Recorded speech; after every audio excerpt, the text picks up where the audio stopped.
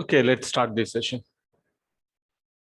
So today we are going to start Lightning Web Components day one.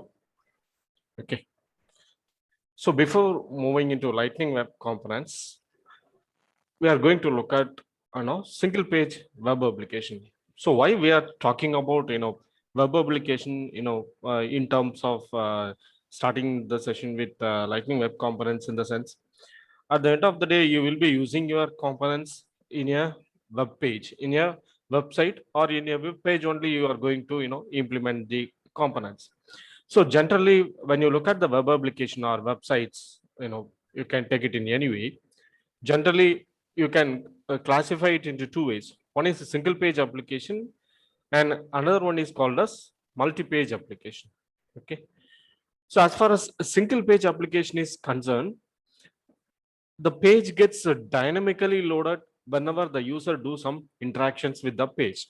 So generally, if you classify the applications before single page and application, any websites can be classified in two ways. One is a static website and another one is a dynamic website. Okay.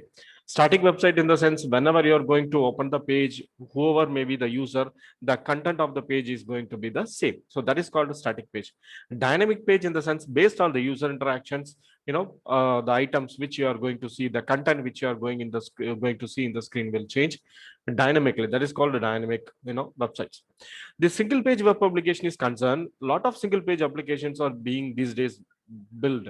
Okay, so there is progressive web apps is there, so different kinds of web application is there. Single page application is pretty much famous these days. People are building so many single page applications. For example, you could able to see Gmail, Facebook and Twitter. Okay, let's take an example from Gmail.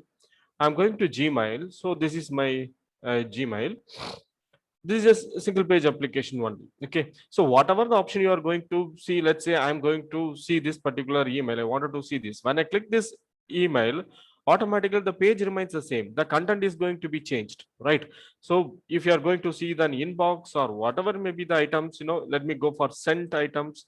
I want to see the sent items. When I click sent items, the page remains the same. The content only gets changed. So this is called a single page web application. Whenever the user interaction going to happen, only the content of the page will be changed, not the entire page will be redirect to another page. In a classic way of building web apps, you might have seen that there may be a home page, there may be an about us, there may be contact us. Whenever you are going to select a page, the page will redirect from one page to another page. Okay, so that is called multi-page application. Okay, so Salesforce tried to build more or less a single page kind of applications. In the Salesforce screen itself, you could able to see whenever you are going to select something in the screen, the content will be loaded here. You may have different tabs, but all the contents will be tried to load in a single page itself. So that is called generally a single page web application. Okay, next let's look at components. What is mean by component? We are saying that it is a Lightning Web Component. Before that, what is mean by component?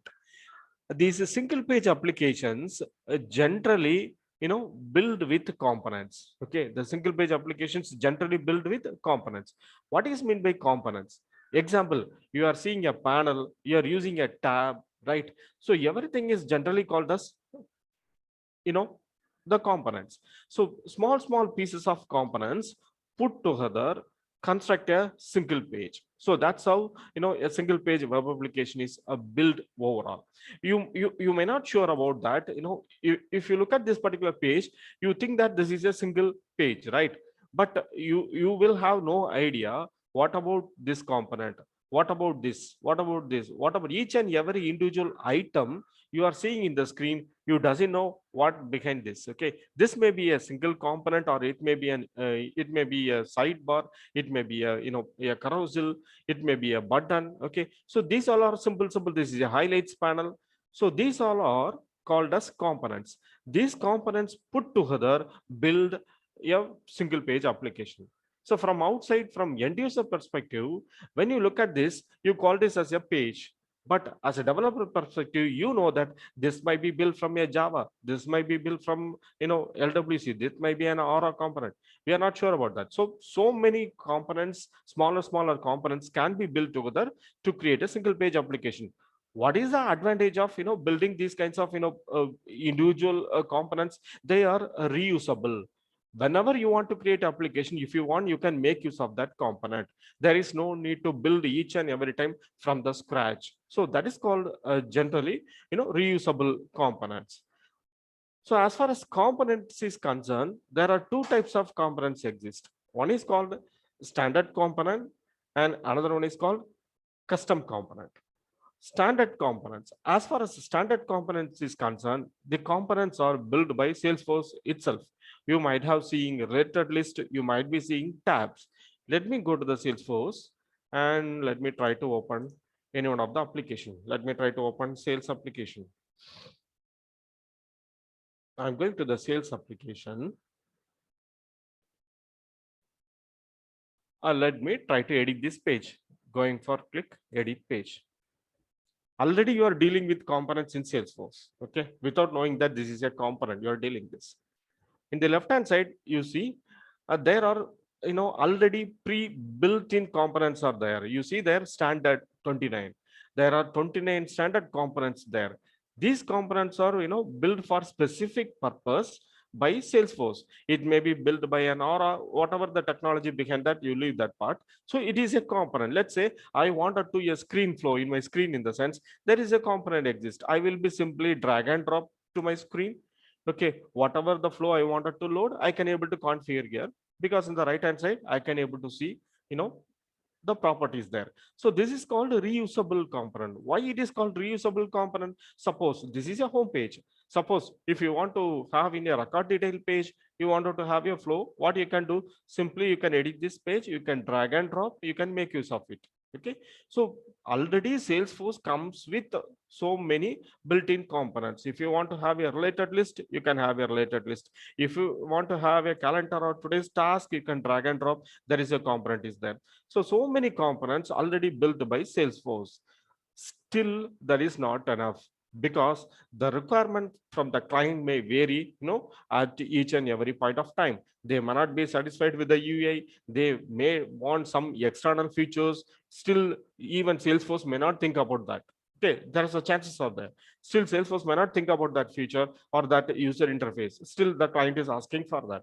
At that point of time, there is a need. You have to build your own component. That is called custom component. That is called custom component. Have you ever heard about App Exchange? Yes. People might be aware of this App Exchange. Yes. Okay. So this yes. App Exchange is just like your Google Play Store. This App Exchange consists of a lot of built-in components into it. Okay, so what are the components not available as a standard being part of Salesforce?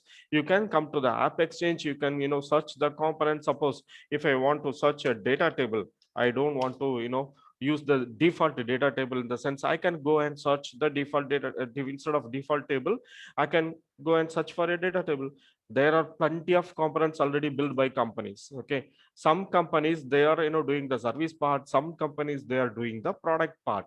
The product part of companies, some companies used to build their products and put it into the App Exchange. Initially they will give it at free of cost. Some of them, you see, this is paid, this is paid, this is free. But it is not easy to to put your components directly into Salesforce App Exchange, because to put your components into Salesforce App Exchange, there are plenty of reviews are there, security is there. You need to pay some amount, then only you can upload your components. Okay, so these all are the built-in components. So it's a small company. Let's take an example. It's a small company, and the requirement is also a simple custom component. Instead of going into App Exchange and download the things and the paid version, instead of installing the paid version, instead of free, we are not sure whether in future they may go for a paid version. So it will be a hectic thing.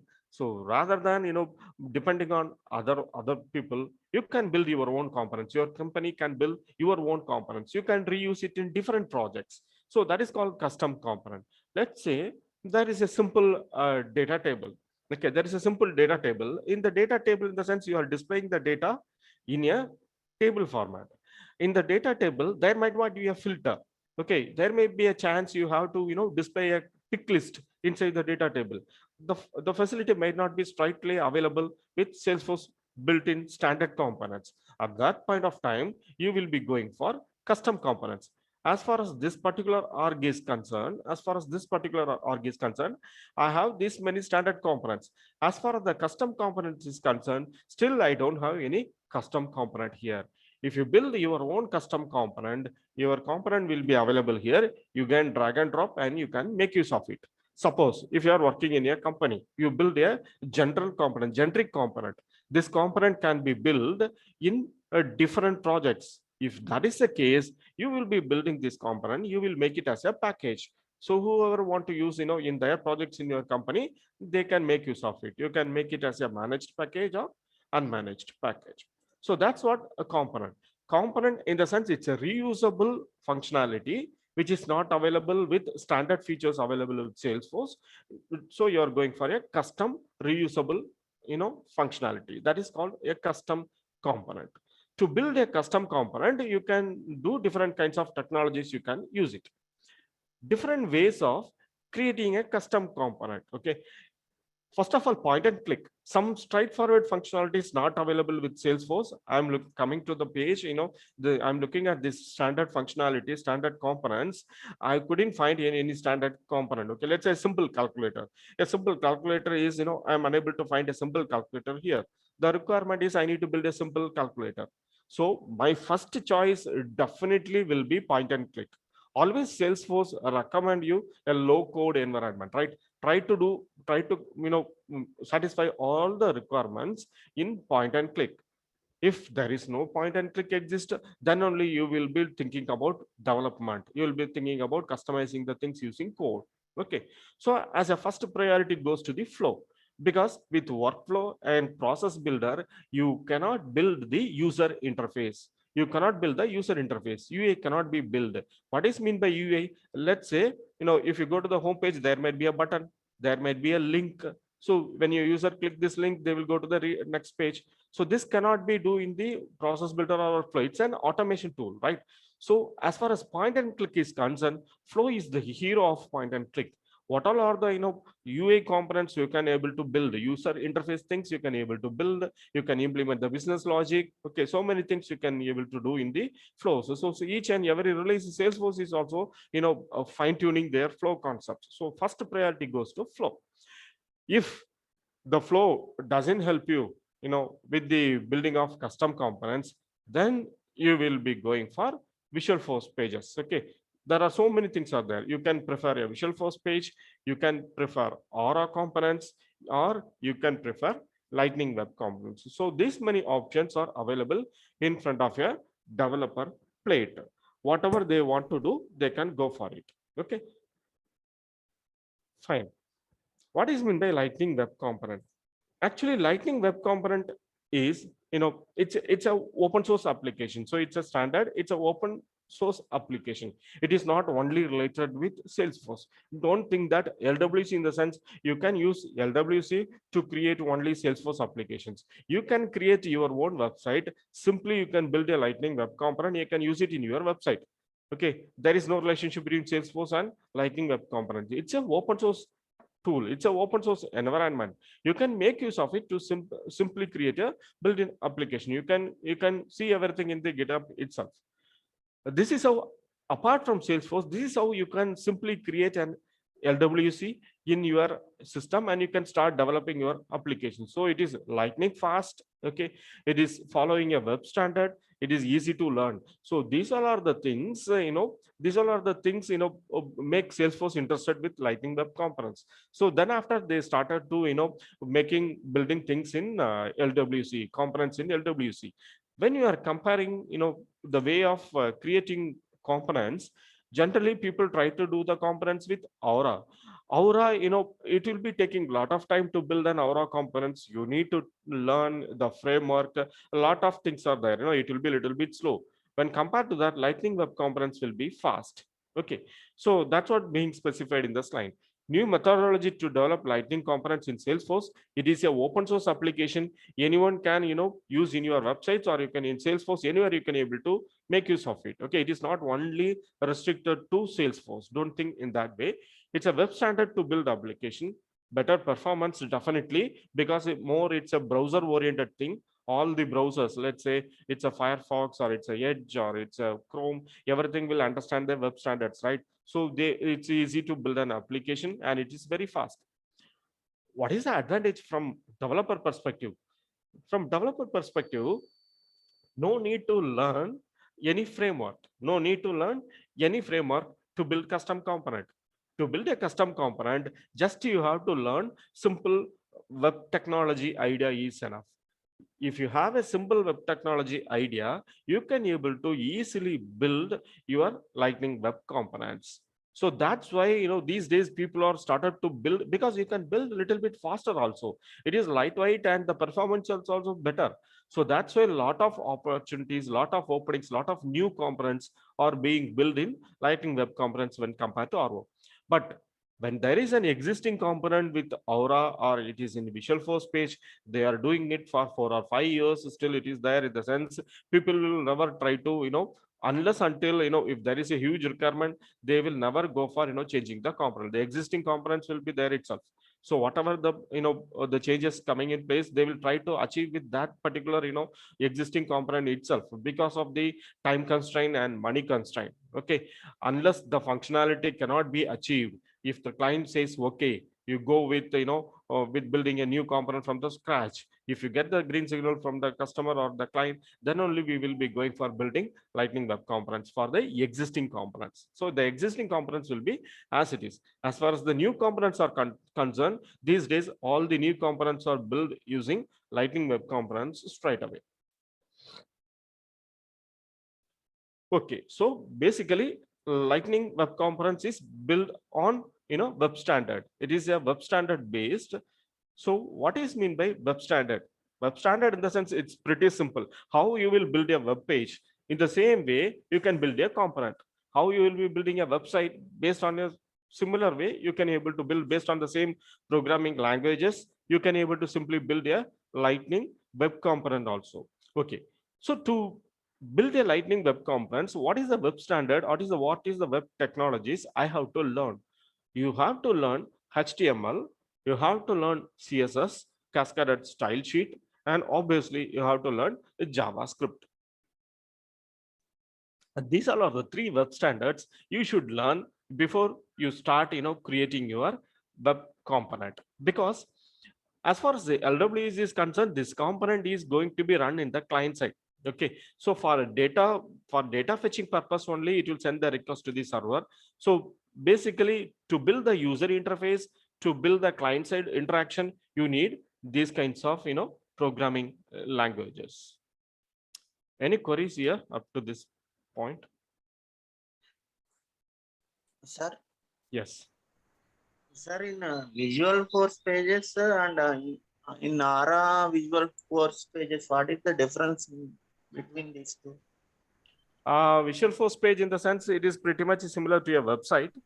Okay, so there also we will be having, different set of standard components is there. Using that standard components, putting it into all the standard components together, and you can create a, a custom component there. Okay, so in Aura component is concerned, it's basically based on your framework. The technology which they are using to build the component, that is entirely different in Aura. They are using a framework. Okay, and the JavaScript also, they are using not the modern JavaScript. Okay, so the way they are building it, the main purpose of, decision to take, whether I have to go with Aura or I have to go with the, LWC common, in the sense, the performance and the functionality requirement, based on that you will taking a decision on that, whether you will be going with Aura or LWC. Okay. Nagaraj. Yes. Okay. So how can I know, okay, this functionality can be done in Aura or this can be done in LWC? Because that is by experience you will get that. So initially, as a beginner, okay, we doesn't know about anything, right? So if you are going to learn LWC, in the sense, if you have a depth knowledge in LWC, then you will, you will find out that, whether this can be easily done here or not, right? If I'm, for example, let me take an example. For example, pagination can be done in both Aura and LWC. Right? Yes, yes. Okay. So A simple example I'm putting it in your plate. Let's say there is a component. Let me come with an example. Let me go to the page. Okay, and see. Let's say this is a simple component. This is an LWC component. In the LWC component, if I'm going to update something here, this is a record detail page. You think that this is a record detail page. The same record information is displaying here also. I'm going to save the data and going for save button. When I click the save button, the data will be saved, but the page will not be refreshed. Okay, this is you cannot refresh the page directly from your LWC. Okay, mute someone. Yeah, let me mute others. If you want to have any queries in the sense, then you can go for. So some kind of facility, let's say the page refresh, you cannot refresh the page directly from your LWC component. At that point of time, you will start to compare whether the functionality is available with Aura component. Yes, you are having the force page refresh. There is a functionality available with Aura component. At that point of time, you will be wrapping your LWC inside your Aura component and you will be going for it. Okay. So as the days goes on, we will see so many things, okay, to achieve these kinds of things, what you can do. So that we will see, in the upcoming sessions. Okay, as far as web standard is concerned, yeah, thanks. As far as web standard is concerned, you are having HTML, CSS, and JavaScript. First, let's see what is the purpose of having HTML. The HTML generally used to create a page or component structure. If you think it as a website, you will be using HTML to create a page. Okay, let's say what should be the structure. If you look at this, you want 2 columns. So this is what the structure. Okay, in the row, you want a particular row here. This row should be, splitted into 2 rows. So this is called the structure. To define the structure, you will be going for HTML. Website, it is called page. If it is a component, you can use HTML to define your component structure. So you should know the basics of HTML to define the structure of your component. What is the need of CSS? Cascaded style sheet. You will be using cascaded style sheets to apply style to the component. Okay, how the component letters should looks like. Let's say I want an italic style. I want a red color heading. Okay, so I want a bullet here. So the bullet should be, a different icon. So these kinds of styling you can be able to use with cascaded style sheet. Okay, so next comes the JavaScript user interaction. Okay, so you design the page or you design the component, you make it stylish, look stylish using CSS. That's fine. The user interaction, let's say when I'm going to click a button, something need to happen to my component. So that is called the user interaction. Let's say you are going to add 2 numbers. You will be having 2 text boxes. You will be having a button. When I click this particular icon, something needs to happen. When I click something, see here, the component gone from my screen, right? So some action is going to happen. Okay, when I click this particular delete icon, the component gone. So when the user interacted with the component, something is happening in the backend, right? Some kind of action, responding back to the user interaction. So that is called, that is called user interaction. To implement that in the client side, you see here, you could see here, this is a page. It is there. I'm drag and drop something, some component here. When I try to delete this, please have a look at this, whether this page is refreshing or not. When I'm trying to delete this, the component is gone. The component deleted from the screen. The page remains the same. The page does not load it back. Okay, again. So that is called, client-side scripting programming language. So client-side scripting programming language, in the sense, when you are going to do something, the program will respond back. But the meantime, the page will not have a round trip to the server. They will happen in the browser itself. What is meant by client side? Client, in the sense, the browser is called client. Okay, so the browser is called client. So what all are the codings you are going to write using JavaScript that will run in the client side, that will processed or that will be parsed by your browser only. There is no relationship between this JavaScript code and your server. Okay, this will run in the browser itself. Okay, so that is why it is called as client-side programming language. User interaction, when user is going to do something, it will respond. Dynamically display, validation. Let's say you are going for sum of two numbers. At that point of time, if the user missed the input, some validation message should be displayed on the screen. Okay, so you need to do some validation. To do the validation, do you think that taking the data to the server, in the server, you are validating that the input is missing, and then you are coming back to the client and you are telling that please give the input? Look at this scenario. There is a round trip is happening, right? There is a round trip is happening. There is a round trip is happening from your browser to the server, and then the server thinks that the input is missing. It is coming back to the browser and saying the client that the input is missing. So you are wasting a round trip. Unnecessarily, you are taking a round trip. You are generating a traffic. Okay, so you have to reduce the traffic. Then only your server will respond so fast to the so much of inputs, right? When there is so many requests coming into the server, if the traffic is a little bit less, then only it will act as a very fast. If there is more traffic, you could see that when there is some result or election results or something is going to happen, the sites will be down, right? Because there is so n number of requests going to hit the server. So when defining the structure itself, when you are doing the architecture itself, you have to think in that way, what all are the things can be done in the client side itself, what all are the things can be done in the server itself. So based on that, you can take a decision. So this JavaScript generally runs in the client side itself. It will not go to the server. As far as Apex, look at this picture, how the things are happening. You have JavaScript, you have Apex. Apex generally called as server-side programming language. It will reside in the server itself, in the Salesforce server. Whatever the request coming in, it will process. Let's say you wanted to fetch the information from your account object. What you will be do in the browser? This is called client. In the browser, you will be opening the Salesforce page. You are going for the object tab, and you are going to fetch the account information.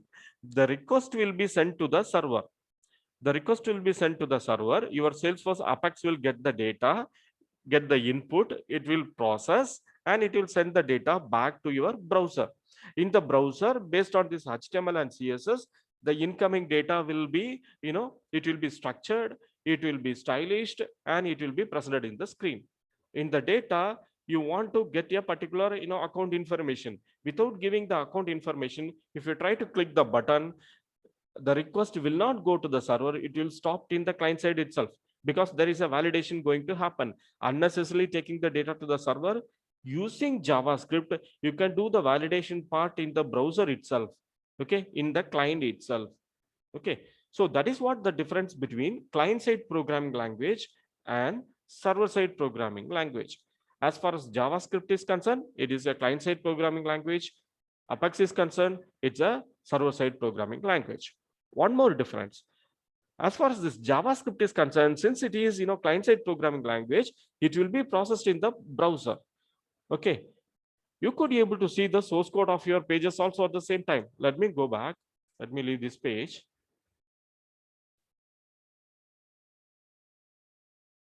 Okay, if I right click on this page, I can go for inspect. There is an option called inspect and view pages. View page source. If I click this option, I could be able to see the entire coding. Okay, the entire HTML code which is used to build this page. Why I could be able to see this? Because it is a client side. It is happening in the client side. What all are the things available in the client side? You could be able to see the entire structure here. Okay, entire code you could be able to see in your browser itself. See here, you could be able to see the entire browser. Even JavaScript code also you can be able to see it here. But as far as Apex code is concerned, you cannot see the Apex code here. Let me go to the, for example, let me go to the accounts here. Okay, go for all accounts. I'm going to open Dickinson PLC. I'm going to open this particular account. Now see here, when I click this, there is a request goes to the server. When I click this account information, a request go to the server. The Salesforce Apex process the data. It is sending it back. Okay. So the data came back. It is, structured way. It is displayed in the screen. Now, if I going to right click and if I go for a view page source, I cannot see the Apex code anywhere here. Okay. I could see, the Java code I could able to see somewhere, but the Apex code I cannot see anywhere in part of this particular, view page source, because the Apex code will be processed in the server itself. Only, the processed data will be coming back to your browser and you will be displaying it in the screen. So this is how a client server, architecture will be looks like, how it will work. Okay, so that's how Salesforce is also operate. In the server side, Salesforce is using Apex. If you look at other programming languages like PHP will be used. In .NET, there will be a C# code will be running in the backend. Okay, if you look at your Java application, there may be a JSP page, there may be a Spring applications, or there may be a Hibernate or some kind of code will be running behind the backend. Okay, as far as front end is concerned, you will be using HTML, CSS, JavaScript. So this is called front end. This is called backend. Backend will have a programming language. Front end also will have some kind of programming languages and markups also. So this is called HTML, CSS, JavaScript, markups, and interactive user communication programming language. This is the server side. Any doubts here? Any clarification?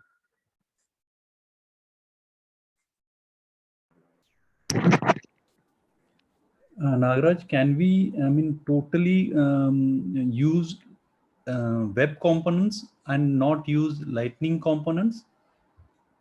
What you are talking about, web components and Lightning web components? See, is the web components independent on itself? Like I can go away with Lightning components, or I need Lightning components also? So I didn't get you. You are talking about Aura components, or Aura components and LWC. So LWC can be independent on its own. Yes, all the components Totally? are independent their own. You see here. Yeah. Look at this page. This might be a component. Okay. This might be a component. All the components are, behaving their own. But there might be a scenario. These components needs to communicate. These components needs to talk to each other. Right. Okay. Sometimes this particular component, it may need a data. Okay, from this particular component. At this point of time, these components will talk to each other. Right. Okay. So that we will see. Okay. Okay, fine. So what all are the minimum requirements to build an LWC?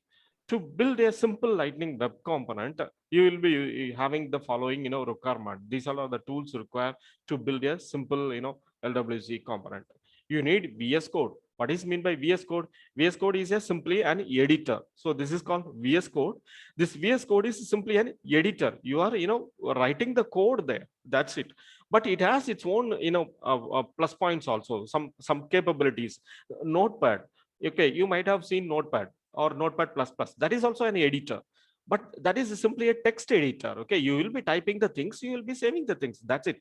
There is no functionality that you can compile the program there itself. Okay, so there is no features there. It's simply a text editor. This is, a programming based editor. You can use VS Code for so many different purposes. Okay, so not only for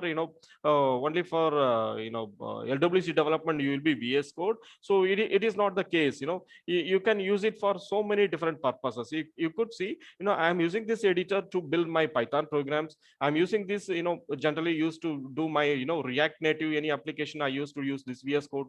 So this VS Code is generally for a developer perspective. This VS Code is a super cool editor which provides you with a lot of extensions, to build your LWC component. So you will be writing your component code in VS Code. It's an editor. Okay.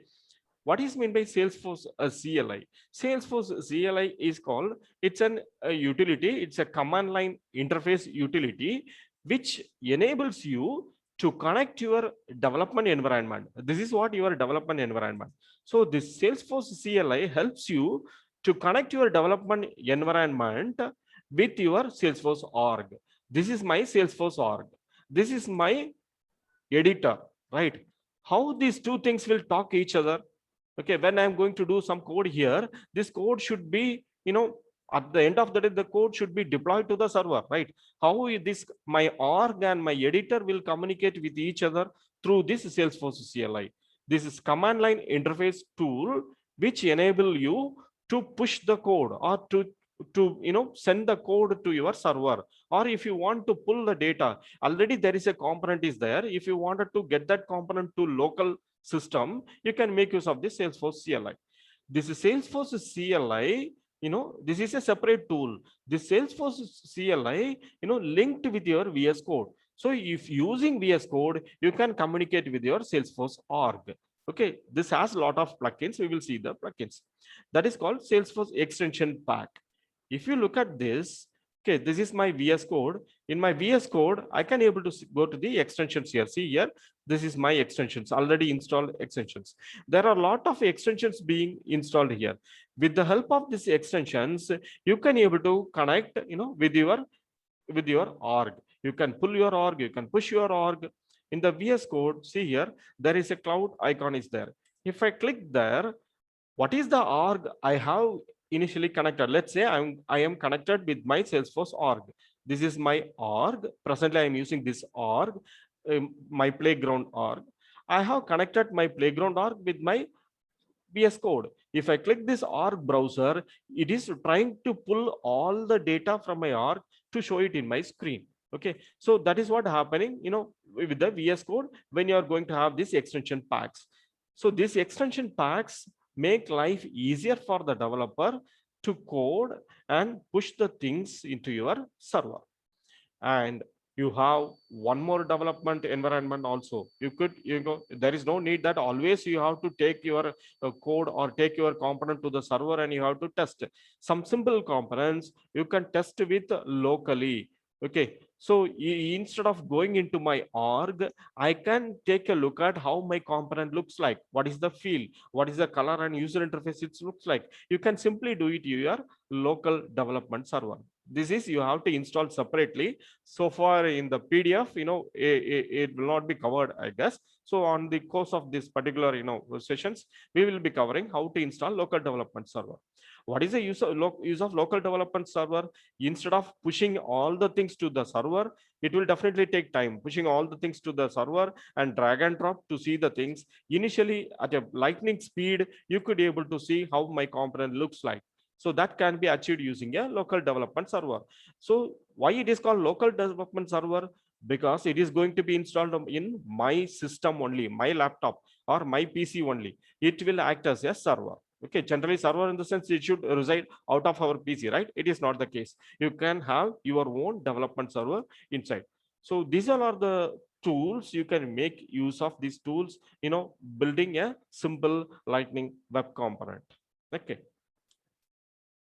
Next, LWC setup. Okay, how you will set up your Lightning web component? What all are the requirements you need to have?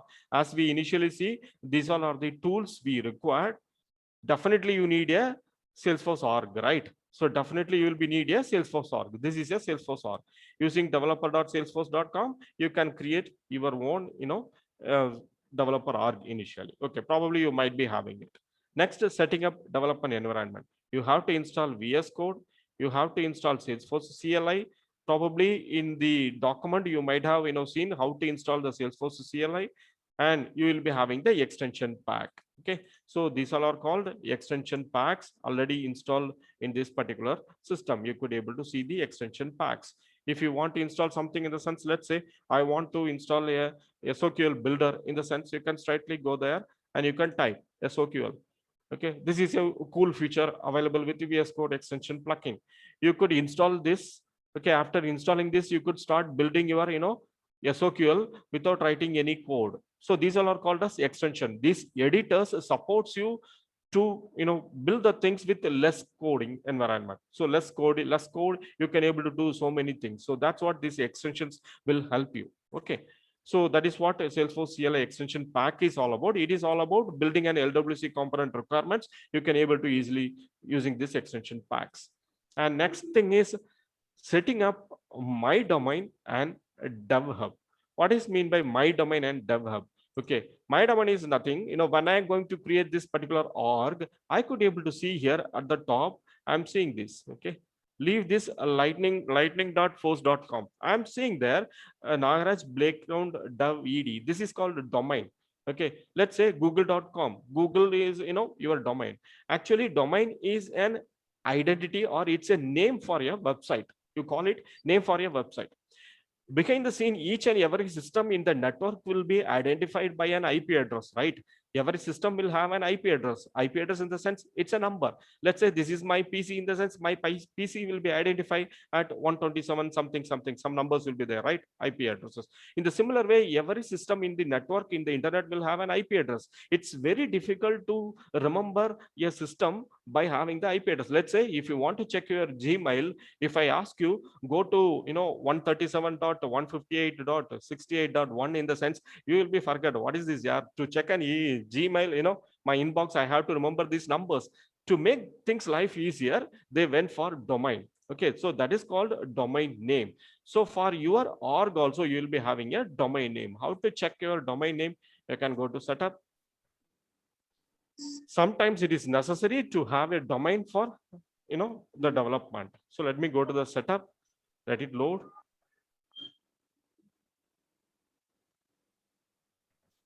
Nagaraj, one quick question. Yes. So for the LWC purpose, I just created a new org for me. Default, it takes the domain. Yes, you will be specifying a company, right? Yeah.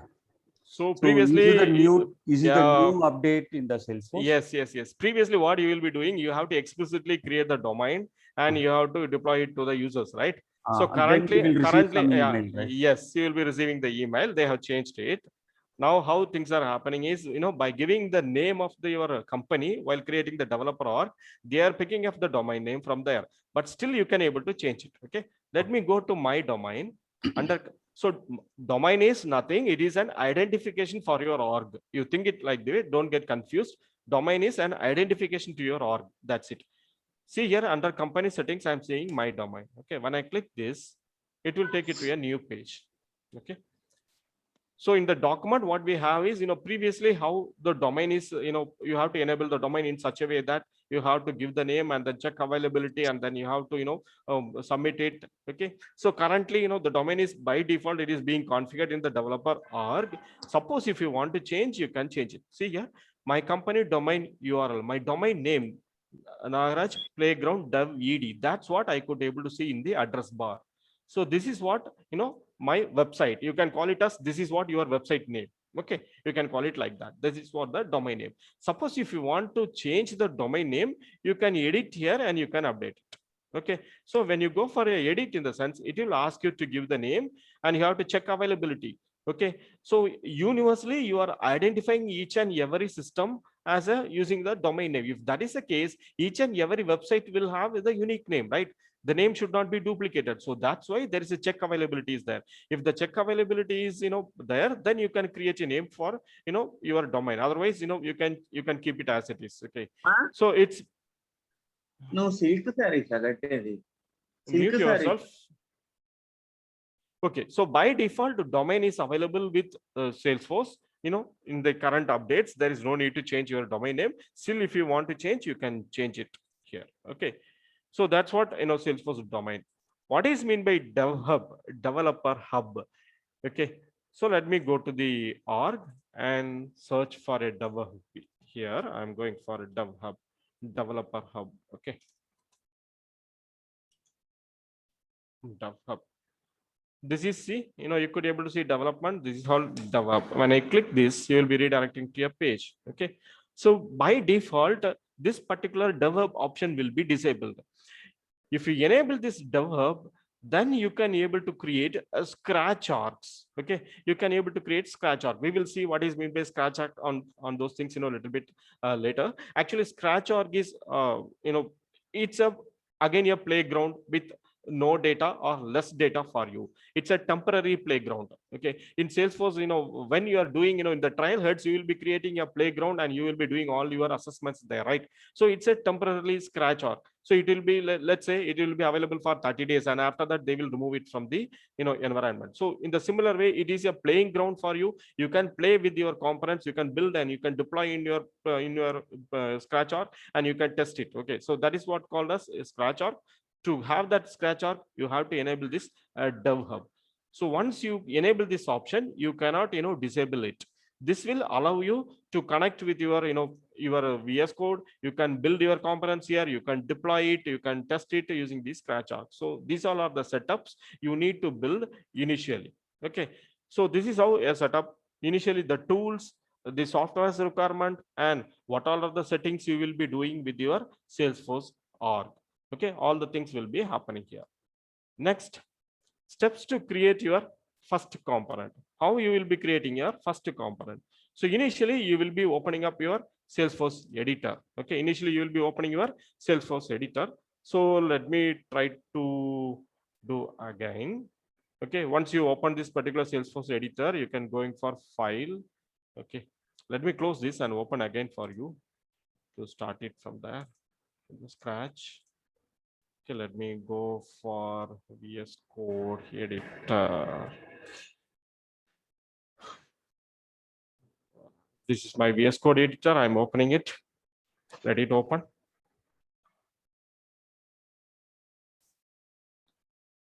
After opening VS Code, you have to create SFDX project. Okay, that is called Salesforce Development Experience project you need to create. So what you will be doing is you have to go to the command palette. There is an option called command palette. Okay, so you will be going for command palette. The shortcut is Control-Shift-P. Otherwise, you can go to view and you can see here there is a command palette. You can able to see this command palette. Here you will be, giving the commands to create the project. Okay, so what will happen? Actually, we saw in the presentation that there is a Salesforce CLI, right? So behind the scene, when you are trying to create a new project, a Salesforce CLI command will be get executed behind the scene, and it will try to, create a project for you. So this VS Code editor make use of the plugins to create a project for you. So behind the scene, a Salesforce, a CLI command will be running. So I went for, create project. It will take a little bit time initially, depends upon your system speed. It will take time to create a project. Okay, so let me do once again, create a project with manifest. You go for create a project with manifest. See here at the bottom, you could able to see that activating the extensions. So your extensions will trying to activate initially to build your project. So once your project is built, when your project is ready, okay, next step will be you have to authorize an org. So it will take time to build the project. Meanwhile, let me open my existing project. Okay. What is manifest? Yeah, I will explain you. Okay, thank you. Will explain you. Let me open my existing one. Okay. Okay. So once you have created a Salesforce project, the project structure will be looks like. Okay, it will take a little bit time to activate the extension. So meanwhile, let me explain with my existing application. This is my application. So initially you will be having like this. Okay, this is your Force app. There will be a folder called Force app. Inside that, you will be having a folder called LWC. Inside that, all your components will be there. After creating the project, create a project with manifest, you will be going for authorize an org. Okay, why you have to go for authorize an org? You have created a project. The project is going to reside in the Visual Code editor. There is no relationship now between your org and your VS Code. Okay, now you are going to make a connection between your VS Code and your Salesforce org. To make a connection between VS Code and Salesforce org, what you have to do is you have to go for authorize your org. You have to authorize an org. Okay, so let me go for authorize an org. When you are trying to go for authorize an org, it will trying to authorize an org in the sense it will try to open your browser, and from the browser you can able to connect with your org. Already I have authorized with an org, so that's why you could able to see here there is a playground automatically connected. Okay, so when you are going for authorize an org, automatically what will happen, your browser will be start opening. Okay, so let it open. Sometimes it will take time, so it is taking time for me. See, I went for create a project. It is happening now. Okay.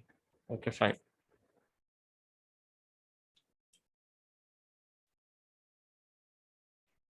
See here at the bottom, my org is trying to open. After creating the project, my org is trying to, connect with this. Let me cancel as of now.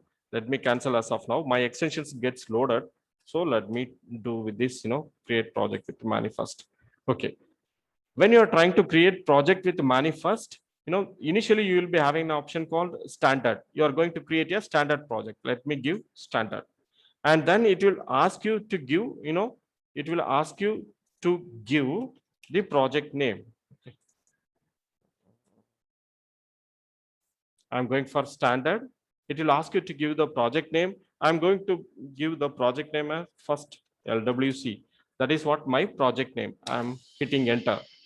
Next, it will ask you where to save your project. So initially I went for create project with manifest, and then it asked me where to save your project. I want to, save it in a particular folder. So I'm going to specify a folder here. So let me come here, the default. Okay. So let me move down. This is already your project is there. Let me go for in the D drive. Let me go for in the D drive. I'm trying to create a project. Okay. So the project will be creating up. Okay. So it will take a little bit time to create the project. You could able to see the project successfully gets created and a new editor comes up in the screen. A project creator. Okay. Okay. Done. So if you have a look at this, this is what a new project created. The project name is first LWC. It is created in my D drive. Let me go my D drive and let me search for first LWC. See here, there is a folder gets created. Okay. So initially I went for creating a new project. Once a project gets created, automatically a folder structure also gets created. Okay. So any doubts here? Initially, I went for create a project because of the extension gets a little bit time to load. It took time for me to create the project. Now the project gets created. The project name is first LWC. It is having a folder structure. It will create a folder for you and it will dump the boilerplate codes inside this first LWC folder. So the next step is I need to connect with an org. Okay, I need to connect with an org. So that's why I will be going for authorize an org. Okay. Then only I will be going for creating the components. So let me go for again Control Shift P. That is, you have to come to this, you have to come to this command palette. That is Control Shift P. Here you can go for authorize an org. Now you are trying to connect this project with your Salesforce org, your development org. You are trying to link the VS Code and your org. I'm going for my production. If you are trying to connect with your sandbox, you can go for your sandbox, test.salesforce.com. My org is not a sandbox. My org is a development org. So I'm going to connect with my development org by selecting project default. Okay. Initially, you have to specify an alias name for your org. In your system, you can have n number of orgs connected. Okay, you need to identify which is my org, I'm using for this project. So to make life easier, you can give an alias name for this connection. Currently, you are trying to connect your VS Code, your local system to your server. You are trying to connect with the server. While connecting, you can give a name for that connection. That is called org alias. Okay, I'm giving, dev org. I'm giving a name dev org. Let me enter. Okay, now it will trying to connect with my development org. So I went for authorize an org. It asked me an alias name. I had given an alias name. It is trying to connect with my org. You could see at the bottom in the right hand side, there is an option is running authorize an org. Now immediately a browser open up and it is asked me to connect with my development org. So this is my development org. Since I had used this, previously in my system, automatically I could able to see my username and my password here. If it is blank, you have to type your username, you have to type your password, and then you can go for a login. Okay. So this will try to log in into your org. This is what my development org. Here is what I'm going to build my LWC components. Now my org gets connected. Once my org gets connected, the connection established, this particular dialog box will says that it is done. So let it complete. So let it complete. based on the internet connection, it will take a little bit time. Let it log in. Okay. There is a timeout. Let me try to reauthorize it again. Timeout. Okay, no worries. If it is unable to connect, you will be seeing the same error message. Let me try to connect again. Authorize an org. Hope this time it will be a little bit fast. Okay. This is my dev org. I'm giving a name dev org. Ready to open the browser again.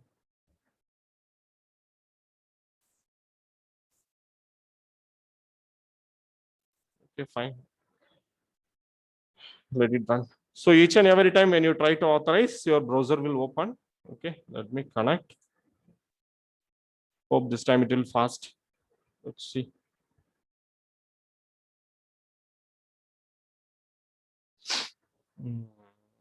So testing time.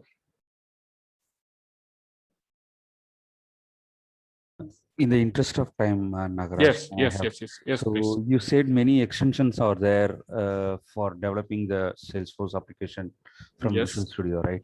So Yes. for example, you said Salesforce CLI, like that you said local development server is there and then SOQL builder is there. So can you Yes. please list what are the required or what are the essential extensions to be installed in our Visual Studio? The essential extension in the case, initially you are seeing it in the document, right? Yes, You had yes, seen, yes. you have seen, initially a document is there. So in the document, the extension required extension is specified there. That is Salesforce CLI. You can make use of it. Okay. Okay, sure, sure. So I'm having some issue with the browser in the sense this is my last try. Let me connect with that. Otherwise, I will connect with an already connected org. Okay. Let me try to see this. Yes. Actually, exit code 1 means you have the same org name already. I saw it in it. Yeah, that doesn't matter. If you specify the different names, definitely it will connect. Okay. You can connect with the same org with the different alias name. That doesn't matter. Otherwise, let me try have it here. Otherwise, I will go for an existing. I had connected with a number of orgs, so will be connect.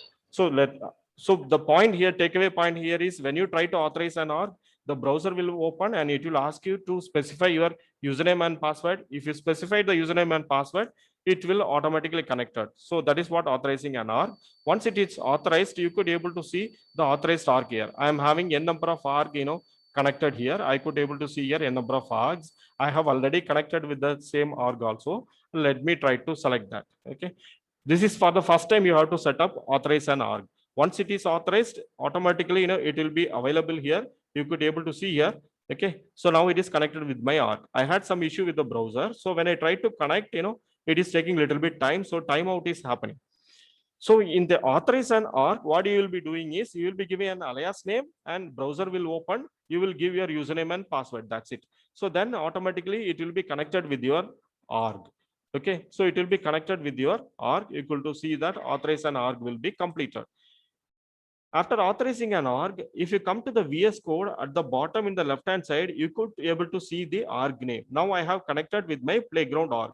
How I'm able to connect it with the playground org? Because I had an already connection established. So that's why I could able to connect. What all are the org you have already connected? How you can able to find out? If you click this particular org name, you could able to see what all are the orgs you have already established connection with your VS Code. You could able to see that. This may be a production org, this may be a sandbox, this may be, my trial head or whatever may be the orgs, all the connected orgs with an alias name will be displayed here. This is what the advantage of giving the alias name. See here, there is a playground org. This is LWC Scratch org 1. I could be able to easily identify which is my org and I can able to click and I can able to directly connect. There is no need that each and every time I need to open the browser and I need to give username and password. Once it is connected, the connection will be established there itself. At any point of time, you can able to switch between your different org connections. So the org connection established in the sense you can able to see there.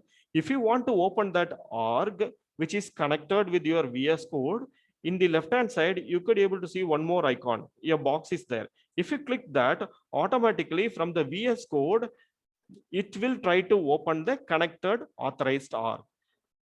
Okay, now it will try to open the playground org in the browser.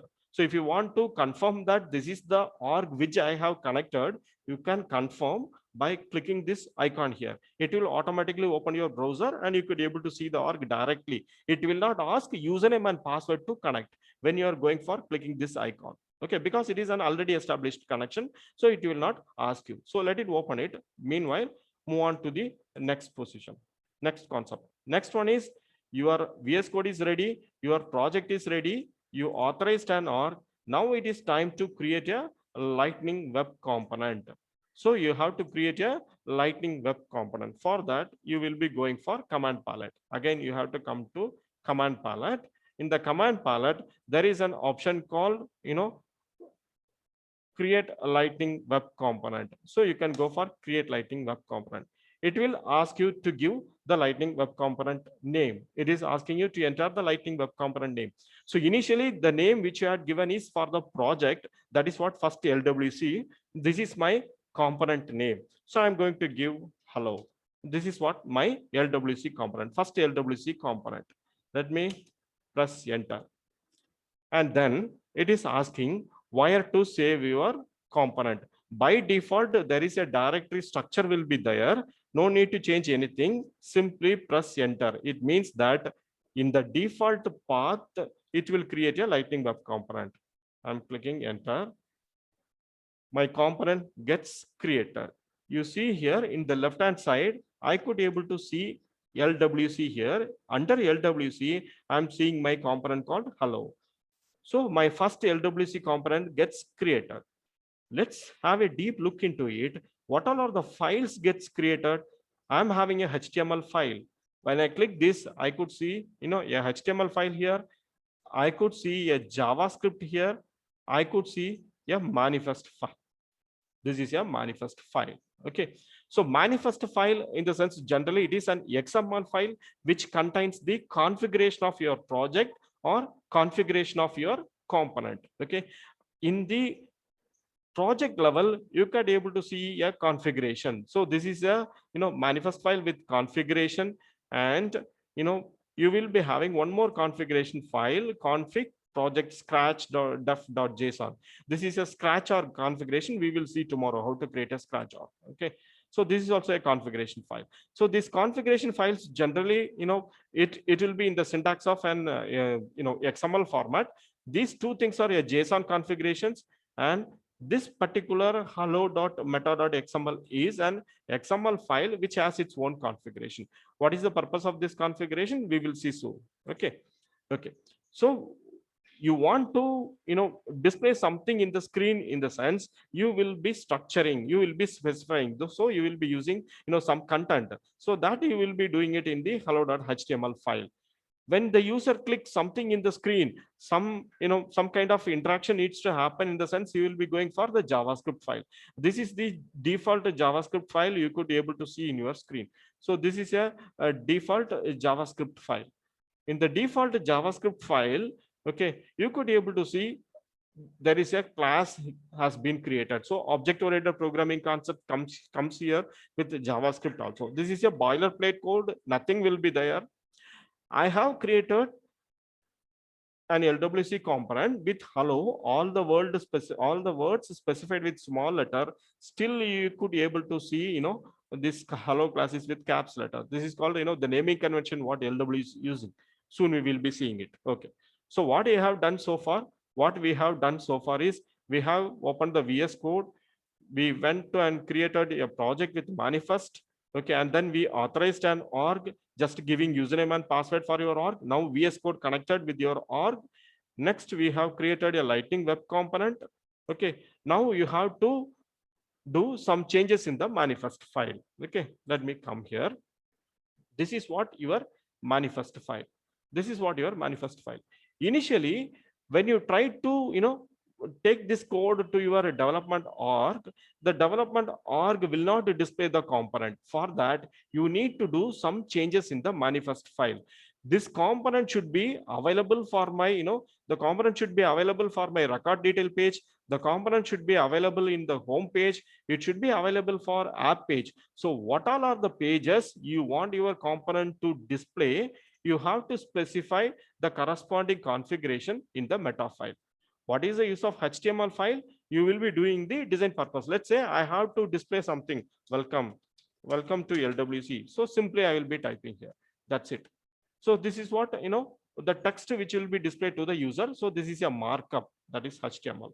And the JavaScript, so far I'm not going to do any interaction related thing. So I'm leaving the JavaScript part.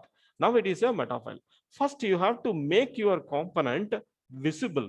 So for that, by default, it will be false. You have to change this into true. This is step number 1. You will be doing it. Okay. First, you will be make it as exposed true. Next, what you have to do is you have to apply a couple of targets. Let me copy and paste it and we'll explain here. Okay. Let me put it here like this. Target in the sense, what all are the pages currently, need to visible your component. I have to, visible my component in my home page. I need to show it in my app page. I need to show it in my record detail page. If that is the case, you will be specifying these targets. If you think that my component is going to be displayed in the home page only, then there is no need to specify app page and record page configuration. So based on this configuration, your Lightning Web Component will be seen in the pages accordingly. So these all are the bare minimum level of code you will be doing it. Yes, Rahul. Let me finish this and then you can go for queries. Okay. Finish this, then I'll ask. Yeah, okay, fine. I saw the raise hand, so that's why I went for it. Waiting after this completion. Okay, fine. So initially you are having a HTML, simply a welcome message, and then in the configuration you are specifying, okay, you are going to expose your component to what all are the pages, home page, app page, record page. What is the next step? The next step is you have to deploy the component to your org. You have to deploy the component to the org. So let me switch on to a different org. I have a Scratch org. Let me try to connect with the Scratch org now. And I will push this component to that org. I will make the code now available in the org. Let it connect. Okay, now this is successfully connected. Okay, I have connected with an org. Now I need to push this to my org. Okay, what generally you will be doing is you will be going for deploy. Okay, you will be going for deploy source to org. You will be going for deploy source to org. So the manifest is taking a little bit time. The plugin deploy source to org. SFDX command still it's not getting loaded. Yeah, because I could able to find. Okay, what you will be doing is deploy source to org. You will be seeing an option deploy source to org. Now, when I go for Control-Shift-P, I am seeing that push source to default Scratch org. So there are two options are there. One is deploy source to org and another one is push to your Scratch org. The org which I have connected is my Scratch org. So that's why I'm getting push source to default Scratch org. If the org which you are using is your development org, you will be seeing an option called deploy source to org. Fundamentally, both the things are same. You are trying to take the code to your org. So that is what going to happen. Let me take the code to my org. Okay. Let me try to push the component to my org.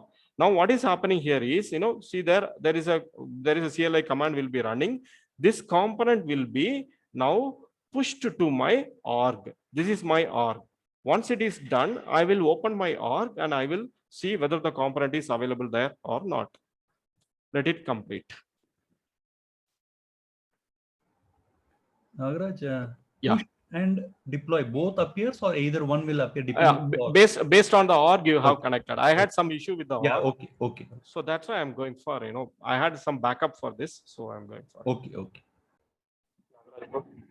Nagaraj, every time we want to do first 4 steps, right? First 4 step in the sense, when you are going to VS Code, you will be doing it. Already existing project you are going to work in the sense, there is no need to create a project again and again. Okay, already you have created a project, you are going to still work on that. Then there is no need to do the step number 3. Authorize an org also. Initially, if you done, authorization, automatically the authorization will be stored here. You see here, I could able to see, a lot of orgs gets authorized, right? All the authorization will happen here. Whatever org you want to connect, you can simply select that. Okay, it will be attached to your project. Okay, so this step also one time you can be able to do that. There is no necessary that each and every time you have to authorize an org. Simply you can connect with your org. So lightning component, if you want to create a component, you will be going for a new component. If it is a new component, then only you will be going with your, if it is a new component, then only you will be changing this XML file, meta file. Okay, to change your changes, see in the org, you will be going for, deploy org. Okay, let it push it. I have some issue with my editor, I guess. Okay, again and again is failing with all the org. Let me show you. Once if you pushed it, how it will looks like. Okay, once you pushed it, let me log into the org and see you.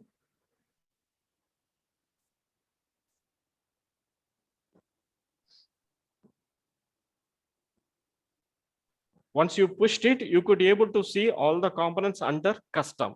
So we'll log in into the org and I will show you. Nagaraj, just a small doubt. Yes. What is the difference of create project and create project with manifest?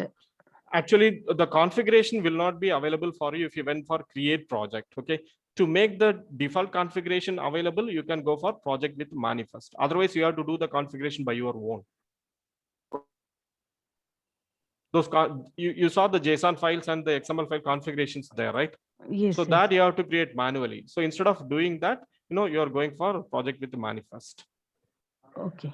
Okay. So one more doubt. Yes. So what is the need of that manifest file? Manifest file is the configuration. You see here, there is a meta file, right? So this is a configuration file. What is the use of this configuration file? This configuration file tells your component that this component should be available for home page, app page, and record page. In the similar way, there is a scratch or configuration file. This configuration file, will let you, when you are going to create an org, it will tell you what is the org name, whether the data should be available or not. So these kinds of instructions will be available with your configurations, how the component should behave. So that's the instruction being happened in the configurations. So let me So in your go to the sales. Yes. So when you're in your developer org, we have to enable or disable if you want to use the create projects and all. You can enable DevHub. DevHub. Yes. Okay. That is related with Scratch org. Will explain you. Let me edit this page. Will show you where the component will be once you pushed. Okay. I'm having some issue with the editor, so I'm unable to push the things. So let me debug that. So meanwhile, you see here custom. So what all are the components you are built here? You are going to make it available for home page, app page, and record page. Once you push the things, the components will be available under custom. Okay, your components will be available under custom. Okay, let's say if you want to test a component, let's say Hello Lightning, I wanted to test it in the sense, simply you can drag and drop here and place it in the right hand side. Your component will be available there. You can go for save. You can save. Once if you save, you can go back and you could be able to see, the component now available there. See, the component is now available here. So what you will be doing is you will be developing the code, you will be doing the code, you will be pushing it into the org, and after coming to the org, you will be go for the edit page. You can able to see all the pushed component under, under your custom tab. You could see all the components you build under custom. You can able to simply drag and drop and you can able to paste it there. So many components are there. You can able to drag and drop and you can save and you can test it. So this is the steps you will be following to create an org. Tomorrow we will be seeing how to create a Scratch org. And again, I will fix this, my VS Code issue also. Okay, and we will be seeing, again, how to create a project, how to create a Scratch org. What is the difference between, development org and Scratch org? How you can able to configure that? How many days it will be available? Okay, everything we will be seeing, tomorrow in a detailed way. Any doubts here? Nagarajan? Yes. Whatever we write till now, whatever we write in Apex code, can we write the same code in this LWC? Yes. If you look at here, if you look at this picture, whatever you have written so far is available with your server. Okay. So now you are trying to build this part. You are trying to build this client side part. You are trying to build. Once this client side part is built, Now you will make your client side part communicate with your server side part. Okay. So currently in the initial sessions, we had learned the server side programming that is done. Now we will be, trying to use these components to build a component, and then we will make the component to communicate with your server. Is there any difference between two of them? A difference in the sense, this is, this will be running in the server, you will be connecting with your objects and you will be pulling the information. Your JavaScript will not directly go to your org and it will be pull the information from your objects and record information. It will not have this kinds of capability. Code is same, right? Apex code is different, JavaScript code is different. You are seeing the JavaScript code here, right? Do you think that this is similar to Apex? It is entirely different, right? No, the no. syntax will be different. Okay. Sir,